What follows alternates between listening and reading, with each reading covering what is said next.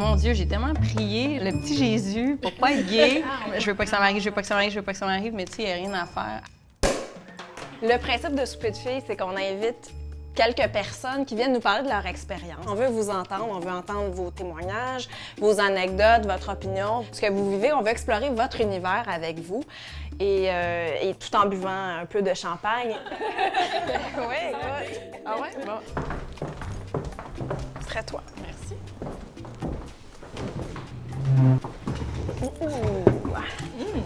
C'est cute.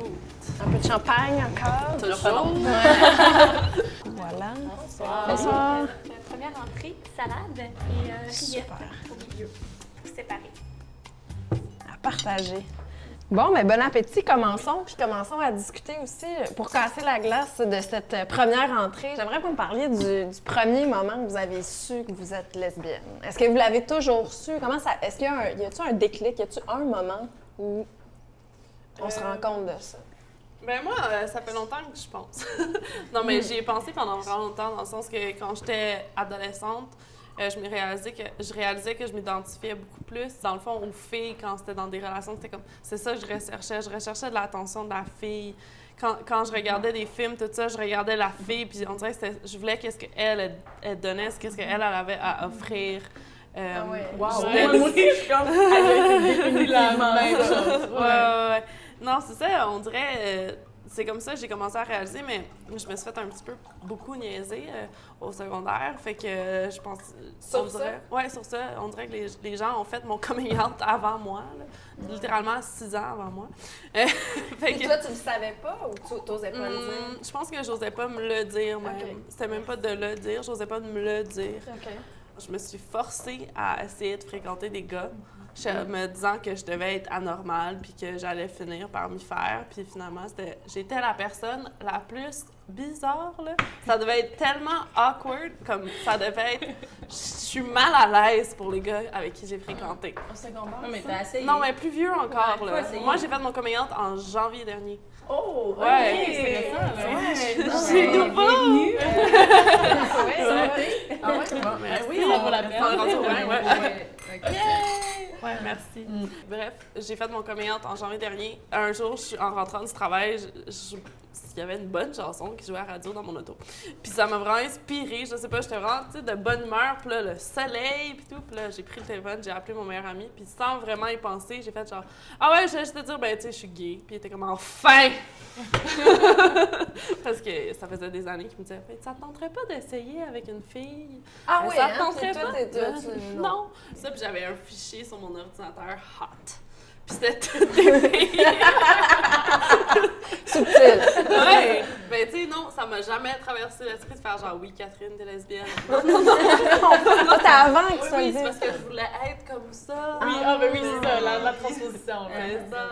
Toi, Marie-Pierre, comment ça s'est... Ben moi, en fait, je pense que je l'ai toujours su. Là, j'écoutais Enfant en forme puis je tripais sur Élise Marquis. Là, tu sais, c'était comme... c'était ultime, là. Mais sérieusement, sans blague, je m'en souviens encore. Mais tout ce qui avait rapport aux lesbiennes, tu sais, j'avais une réaction quasiment... C'était une réaction d'homophobie, là, tu sais. Ah ouais, OK. Ouais. Parce que épidermique, amour. parce que je le savais que j'avais ça en moi, puis j'étais pas capable de l'exprimer. Fait que ça a été ma façon de... Tu sais, j'ai eu des comportements d'homophobie là, dans ma vie, là, que j'ai fait, tu sais, ce qui est complètement ironique.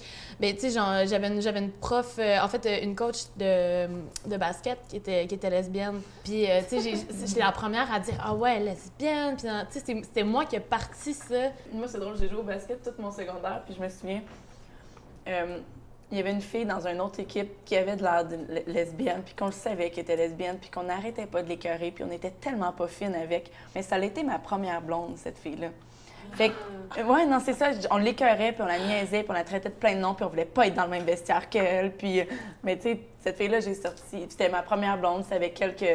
Ben, j'ai fait mon coming out avant, mais après ça, c'est avec elle que c'est elle que j'ai fréquentée pendant 2 ans. Toi, ton coming out, ça s'est passé comment? J'écrivais des chansons à ce moment-là, je venais d'apprendre à jouer de la musique et tout ça, puis il y avait une fille pour qui je suis tombée en amour, je pense, j'ai écrit 12 tunes. Puis il y avait Cégep en spectacle. Puis j'ai décidé de... Non, c'est ça. J'ai décidé... là-bas. Ouais, j'ai décidé de... Eh, puis c'était pas juste la chanson, il y avait la chanson mise en scène avec le vidéo, puis une partie théâtre qui disait comment que je fais pour m'accepter comme que je suis, pourquoi vous me jugez autant que ça, mais je l'aime et je suis mélangée, puis tout ça. Puis je l'ai faite devant... Dans le fond, il y avait mes amis proches qui le savaient, mais mes parents ne savaient pas. Mon père est parti de la salle en pleurant après. Je voulais plus sortir de la loge. Mais voyons, qu'est-ce que je viens... Tu sais, oh, je fais un spectacle, c'est beau, tout ça. Après ça, tu fais, aïe, qu'est-ce que je viens de faire? On a Valérie. My turn. Non, mais aussi loin que je me rappelle, j'ai toujours su que j'étais gay.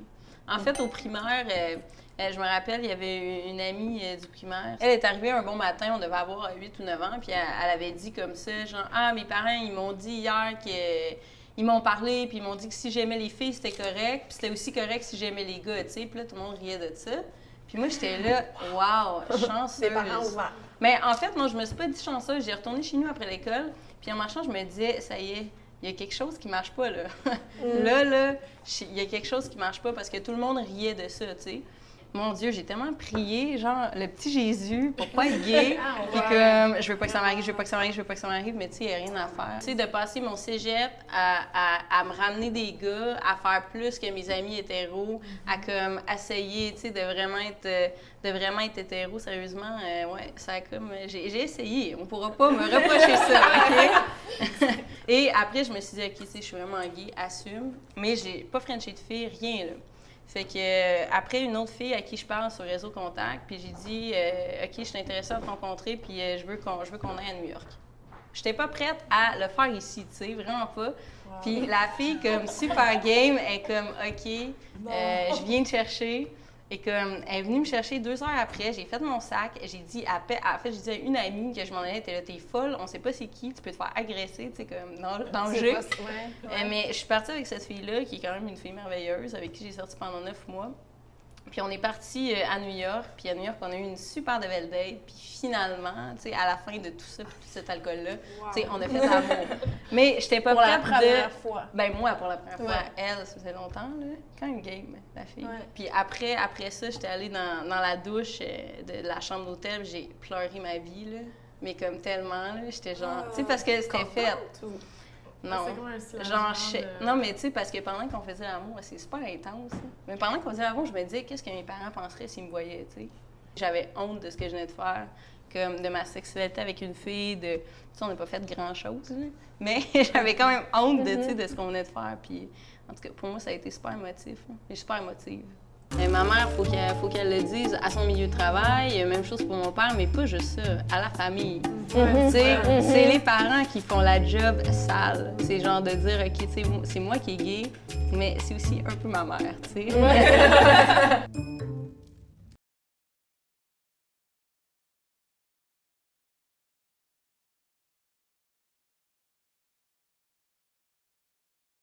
Vos relations avec vos pères respectifs, comment ça va. Ben moi, c'est plus récent, comme vous avez su, là. Fait que je pense qu'ils se font à l'idée plus. C'est sûr que c'est dur pour eux. Le parent, il se blâme, je veux dire... Il se blâme? Ouais. Mais ils pensent que c'est sa faute. Ils ont un certain coming out à faire. Eux autres aussi, ils ont une régime hétérosexuel jusqu'à temps qu'on leur dise écoute, je vais pas fitter dans le moule que tout le monde nous donne. Je suis gay, fait que... Je pense qu'effectivement, les parents font même peut-être plus encore de coming out que nous, parce que ma mère, faut qu'elle le dise à son milieu de travail. Même chose pour mon père, mais pas juste ça, à la famille. C'est les parents qui font la job sale. Puis c'est un peu le fardeau qu'on leur transmet. T'sais, à partir du moment où tu fais ce coming out, c'est comme si tu déchargeais un peu ce fardeau-là sur leurs épaules. Puis je pense que c'est jamais facile, tu sais, pour ça. C'est genre de dire, OK, tu sais, c'est moi qui est gay, mais c'est aussi un peu ma mère, tu sais. C'est vrai que vous parliez du cliché que vous êtes plus capable d'entendre qui vous fait saigner des tympans sur les lesbiennes. Qu'est-ce que vraiment, là, vous en pouvez plus? Le stéréotype on va utiliser de la trucker, si je veux dire, de la lesbienne de 40 ans avec les cheveux courts, vraiment plus masculine, qui je sais pas. Là, Tout à fait toi, finalement. Oui, c'est ça, définitivement, dans lequel je me reconnais tellement. Ça, puis se faire demander c'est qui la fille, c'est qui le gars dans le couple. On est un couple de filles, de gars et filles. Aussi, je suis un peu tannée de la phrase cliché, mais c'est peut-être pas le stéréotype, mais tu sais, de te faire dire t'as pas trouvé le bon, t'as pas une bonne expérience avec des gars. Tu sais, c'est Ça t'est arrivé, C'est Marie-Pierre? de Ben, penser mais ça? moi, en fait, je me fais souvent demander par des gars. En fait, ils croient pas que je suis lesbienne. Ça m'arrive souvent, ça. Puis c'est comme, mais non, t'es pas lesbienne? Oui. Comment ça, ils croient Mais c'est parce pas? que. Mais maintenant, on est dans un bar, là, parce que la majorité des amis sont hétérosexuels, fait que je sors comme beaucoup dans ces bars-là. Puis, tu sais, ça me dérange pas, je suis à l'aise quand je sors là. Mais, tu sais, tu te fais creuser, puis tu leur dis, ben non, je suis lesbienne. Tu sais, d'habitude, c'est ce que beaucoup de filles straight vont dire pour se débarrasser d'un gars. Fait qu'ils sont comme, non, mais je crois que. Puis ils persistent. Surtout, l'exemple des bars est vraiment bon, Ouais. c'est vrai. Ça T'as pas arrive, trouvé le bon, ouais. regarde, viens passer la nuit avec moi, tu vas voir que tu vas changer d'avis. Je pense qu'il y a quelque chose que tu comprends Ouais, pas. c'est ça. J'ai envie de vous lancer ça comme ça. Village gay ou pas village gay? Est-ce que vous vous tenez dans le village gay? Je me sens pas représentée quand je suis là. C'est-à-dire parce que c'est plus des gars ou parce que... Non, mais majoritairement, clairement qu'il y a beaucoup plus de gars. Les lesbiennes, depuis un certain temps, ont complètement déserté le village, pour la plupart. Je crois qu'il y a encore sa place, dans la mesure où les gens qui viennent de l'extérieur, c'est un point central où ils peuvent se sentir chez eux, se sentir acceptés, où il y a pas de... où ils se sentent bien, tu sais. Est-ce que c'est un couteau à double tranchant? C'est-à-dire que oui, c'est un espace où tu peux être gay et être assumé, mais en même temps, ça ghettoise, puis ça fait que il n'y a pas de lesbiennes ailleurs dans la ville de Montréal. Vu qu'on est dans une Montréal qui est très ouvert d'esprit, tant mieux. Si on peut, Ouais. si En c'est sortir. assez ouvert d'esprit pour qu'on puisse aller ailleurs, puis sans se faire juger, on est rendu là. Mais moi, en fait, oui, très, très village. Pendant 1 an, avant que je fasse mon coming out, je passais devant le métro Baudry. Puis à chaque fois, je me disais, Val, this is where you belong, mais j'étais pas game, tu sais, j'étais pas game de descendre du métro. Puis sérieusement, le village m'a vraiment aidé à comme, savoir qu'il y avait plein de gens là qui s'affichaient. Puis d'autre part, tu sais, à la Saint-Valentin, quand tu es avec ta blonde, tu te cherches un restaurant, on te considère comme des amis, tu sais. Quand tu es dans le village, tu as cette espèce de safe space-là où tu peux tenir la main de ta copine sans que... Pas que les personnes vont t'insulter au restaurant, mais les regards vont se tourner, mais pas dans le village. Tu sais, dans le village, c'est ton safe space. Puis moi, s'il y avait un cinéma dans le village, j'irais à ce cinéma-là parce que je me sentirais pas mal à l'aise de flatter la cuisse de ma blonde ou de l'entourer. Ou, moi, je vois vraiment pas ça comme une ghettoisation, au contraire. Je vois ça comme un endroit sécuritaire. Puis j'espère que ça va rester, tu sais. Ouais, des jouets, c'est des tabou. doigts. Non, Mon c'est Dieu, ça. allô, Les des doigts, t'as le meilleur c'est ça. outil entre tes mains. Exactement. Ouais, non, c'est ça. Sérieusement, pour le point G,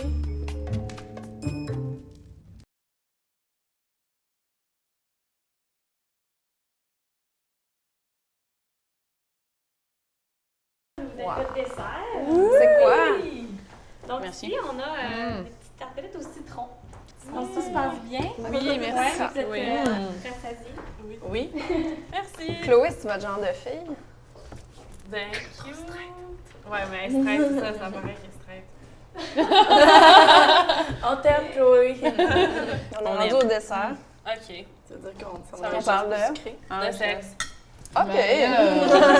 c'est évident. Oui, je comme vais lien. prendre du vin.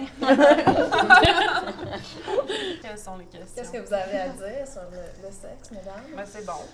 Qu'il n'y a pas juste le ciseau qui existe.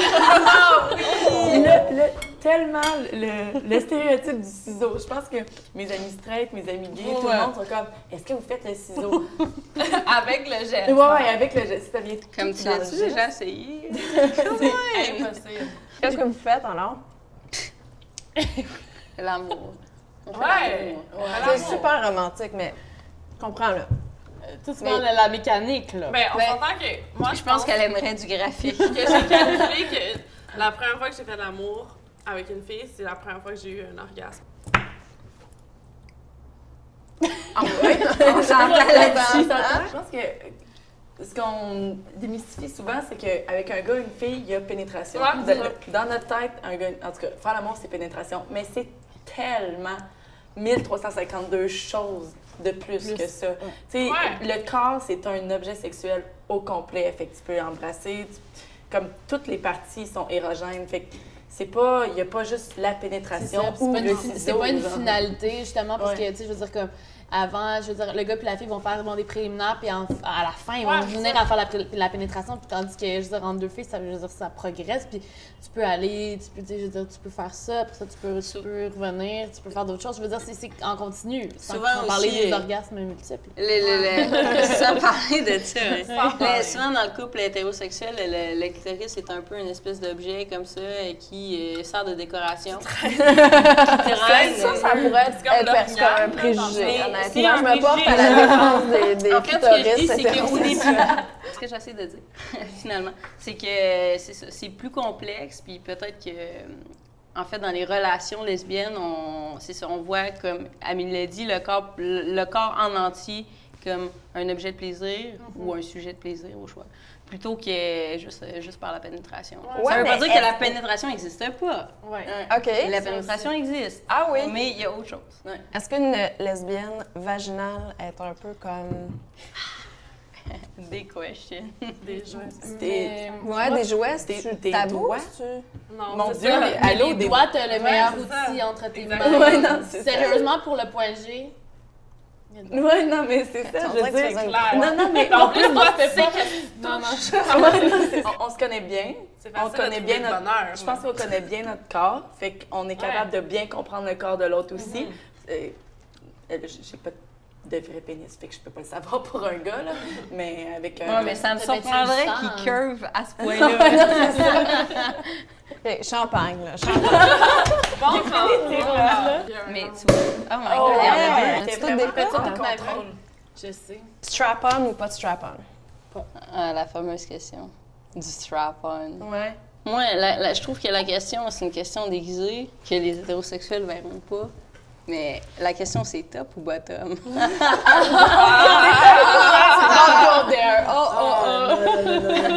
C'est un échange, là. Je niaise. Non. Strap-on ou pas strap-on, ça dépend des occasions, mais disons Ouais. que le strap-on est un outil intéressant. Oui, définitivement. Puis top ou bottom? Tu dis les deux, c'est pas Versatile. Ouais. Versatile. Ça change. Marie-Pierre? C'est quand Pierre, t'es célibataire, hein? Tout ce que tu m'as dit va être retenu Non, mais, contre non, toi. mais clairement, ben, en général, quand même bottom, mais versatile aussi. Fait que, ouais. C'est quoi la différence? Ben, C'est un cours top, de- c'est genre celle qui mène. C'est celle qui mène, celle Ouais. qui met le strap-on, puis bottom, ben, c'est elle qui reçoit le strap-on, qui reçoit la pénétration, dans le fond. Ouais, il y a ça, mais il y a aussi la version genre, c'est le givers, la personne qui donne, mais pas juste donne la présentation, mais donne l'orgasme, puis la personne qui se laisse aller. Mot de la fin. Moi, Quel serait votre mot de la fin de ce souper de filles? Mon Dieu, si rapidement que ça. notre mode de vie n'est pas si loin des hétéros, puis qu'on a quelque chose vraiment à apporter, puis je veux dire, un peu démystifier toutes Le les... lesbianisme. Ouais, exactement. Moi, j'aurais envie de dire que c'est pas notre réalité qui est anormale, c'est la société qui nous met en marge. Nous, on a un style de vie, puis on a des relations amoureuses qui sont totalement normales, saines, légitimes. Merci, puis comme, laissez-nous donc vivre notre amour, tu sais. Merci. I'm going to die. How do you do that? Merci. Merci.